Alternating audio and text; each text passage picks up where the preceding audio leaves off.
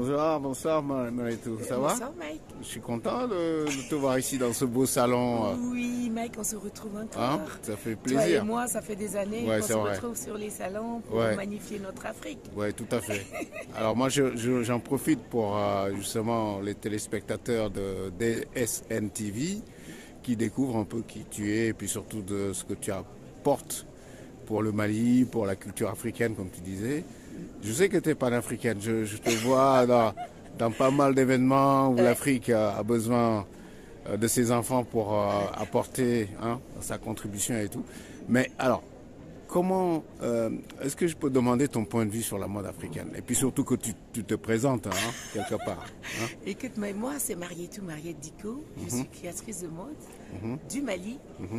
Et je suis décoratrice et j'ai un projet de développement culturel qui s'appelle MADI, Mode Art et Développement International, qui fait de la culture une source de développement de l'art, de la culture, côté humanitaire et aussi côté développement personnel des mannequins, de tous ces acteurs de la mode. Voilà.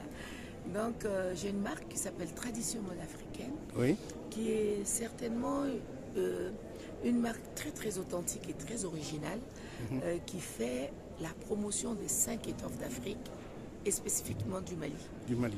Voilà.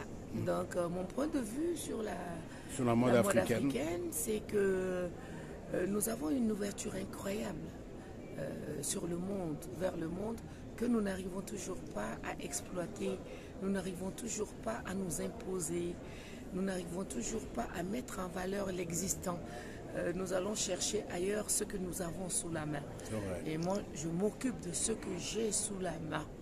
C'est tout ce qui existe en Afrique, qui sont les 5 étoffes d'Afrique, justement, en commençant par le bogolan, qui est authentique malien, en passant par l'indigo, qui vient de l'indigotier, qui est sur tous les supports. Le bogolan, c'est une technique naturelle de teinture et de dessin, c'est de l'art qu'on peut décliner sur plusieurs étoffes. Nous avons le wax qui nous apporte l'industrialisation et quand on y appose les motifs d'Afrique, les motifs de notre Afrique, ça devient purement africain. Et quand on a des usines de wax, c'est que ça fait vivre du monde et nous avons adopté le wax. Et tout ce que nous adoptons nous appartient en fait. Et après, il y a le pain tissé tel que les Ndiagou, les Kita, les Kente et tout ce qui est tissage africain, les pains Modibo Keita, le vrai coton écru du Mali. Et là, ce sont les tissages. Et après, il y a la teinture. On appelle bazin. Mais c'est de la teinture qui est faite sur les malafars.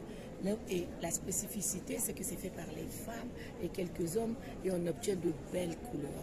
C'est ou sur du bazin, ou sur des critones, ou sur des percales, ou vraiment sur d'autres supports qui ont beaucoup de pourcentage de coton. Et tous ces textiles-là sont du coton. Le bazin est super. Et la base, c'est le coton, n'oublions pas. Le bazin, c'est une étoffe. Il y a le Gessner, il y a le Foussénéguer.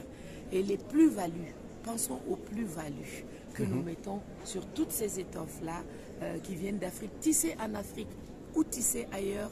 L'important est que nous portions, nous gardions notre identité en créant des chaînes de valeur autour de toutes ces étoffes-là et qu'on se les approprie carrément et qu'on puisse les diffuser à travers le monde, comme vous et moi nous le faisons. Vous travaillez sur du cuir, moi aussi sur du cuir de temps en temps, sur quelques collections. Vous faites de la superbe peinture. Moi j'ai une nouvelle collection qui s'appelle Art et Industrie, qui est de la peinture sur du Foussénéguer.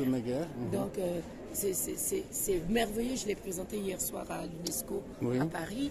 Et je vous assure que la mode africaine a un boulevard. Un boulevard à prendre. Donc mon point de vue est que nous ne sommes pas encore connus à ce jour, nous ne sommes pas nombreux à être connus. Il y a vraiment beaucoup de petits tailleurs qui ne font pas du bon travail et nous avons besoin de perfectionnement, de remise à niveau dans notre domaine pour que ces autres-là aussi qui font la mode puissent avoir cette notoriété que vous et moi nous avons aujourd'hui. Je te remercie. Merci beaucoup Mike, mon ami. Merci infiniment. Juste là où on peut te contacter, c'est si on a besoin d'avoir des coordonnées. Si on a besoin de me contacter, c'est marietoudiko@gmail.com. Ok, super. Oui. Merci beaucoup.